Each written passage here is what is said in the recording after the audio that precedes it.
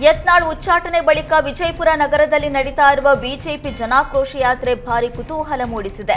ಯತ್ನಾಳ್ ಪಕ್ಷದಿಂದ ಉಚ್ಚಾಟನೆ ಬೆನ್ನಲ್ಲೇ ಜನಾಕ್ರೋಶ ಯಾತ್ರೆ ಬಿಜೆಪಿ ಮುಖಂಡರು ನಾಯಕರ ಶಕ್ತಿ ಪ್ರದರ್ಶನದಂತೆ ಕಾಣ್ತಿದೆ. ಈ ನಡುವೆ ಯತ್ನಾಳ್ ಬೆಂಬಲಿಗರಿಂದ ಬಿಜೆಪಿ ನಾಯಕರಿಗೆ ವಿಜಯಪುರ ನಗರಕ್ಕೆ ಸ್ವಾಗತ ಎನ್ನುವ ಮೂಲಕ ಸೋಷಿಯಲ್ ಮೀಡಿಯಾದಲ್ಲಿ ಟಾಂಗ್ ಕೊಡ್ತಿದ್ದಾರೆ.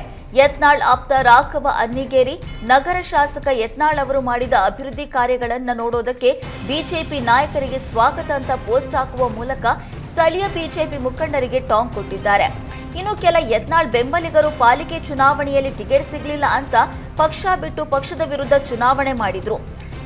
ಇದು ಬಿಜೆಪಿಯ ಜನಾಕ್ರೋಶ ಯಾತ್ರೆಯನ್ನು ಯಶಸ್ವಿ ಮಾಡ್ತೀವಿ ಅಂತ ಹೇಳ್ತಾ ಇದ್ದಾರೆ ಎಂದು ಆಕ್ರೋಶ ಹೊರಹಾಕಿದ್ದಾರೆ. ವಿಜಯಪುರದಲ್ಲಿ ಜಾತಿ ಗಣತಿ ಜ್ವಾಲೆ ತಾರಕಕ್ಕೇರಿದೆ. ವರದಿಯಲ್ಲಿ ಗಾಣಿಗ ಸಮುದಾಯದ ಅಂಕಿ ಸಂಖ್ಯೆ ತಪ್ಪಾಗಿದೆ ಎಂದು ವಿಜಯಪುರದಲ್ಲಿ ಗಾಣಿಗ ಸಮುದಾಯ ಬೃಹತ್ ಪ್ರತಿಭಟನೆ ನಡೆಸಿದೆ. ವಿಶೇಷ ಅಂದರೆ ಕಾಂಗ್ರೆಸ್ ಜಿಲ್ಲಾಧ್ಯಕ್ಷ ಮಲ್ಲಿಕಾರ್ಜುನ ಲೋಣಿ ನೇತೃತ್ವದಲ್ಲಿ ಹೋರಾಟ ಮಾಡಿದ್ದು, ವನಶ್ರೀ ಮಂಗಲ ಕಾರ್ಯಾಲಯದಿಂದ ಜಿಲ್ಲಾಧಿಕಾರಿ ಕಚೇರಿವರೆಗೆ ರ್ಯಾಲಿ ಮಾಡಿ ಆಕ್ರೋಶ ಹೊರಹಾಕಿದ್ರು. ರಾಜ್ಯದಲ್ಲಿ ಗಾಣಿಗರ ಸಂಖ್ಯೆ 35ರಿಂದ 40 ಲಕ್ಷ ಇದೆ. ಆದರೆ ಜಾತಿ ಗಣತಿಯಲ್ಲಿ ಇದನ್ನು ಕೇವಲ 6 ಲಕ್ಷ ಅಂತ ನಮೂದಿಸಲಾಗಿದೆ. ಇದು ಗಾಣಿಗ ಸಮುದಾಯಕ್ಕೆ ಮಾಡಿದ ಅನ್ಯಾಯ ಅಂತ ಸರ್ಕಾರದ ವಿರುದ್ಧ ಬೇಸರ ಹೊರಹಾಕಿದ್ರು.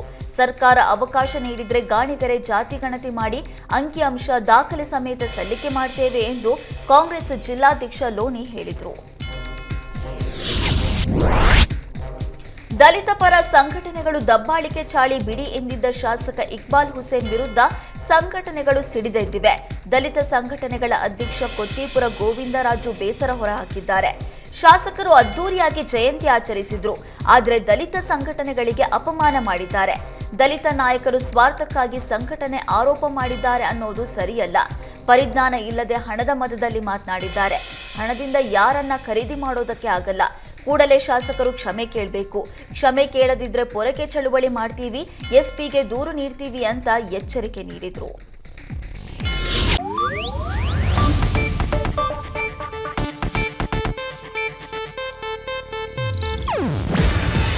ಇದು ಏಷ್ಯಾನೆಟ್ ನ್ಯೂಸ್ ನೆಟ್ವರ್ಕ್ ಪ್ರಸ್ತುತಿ. ನೀವು ನೋಡ್ತಿದ್ದೀರಾ ಏಷ್ಯಾನೆಟ್ ಸುವರ್ಣ ನ್ಯೂಸ್.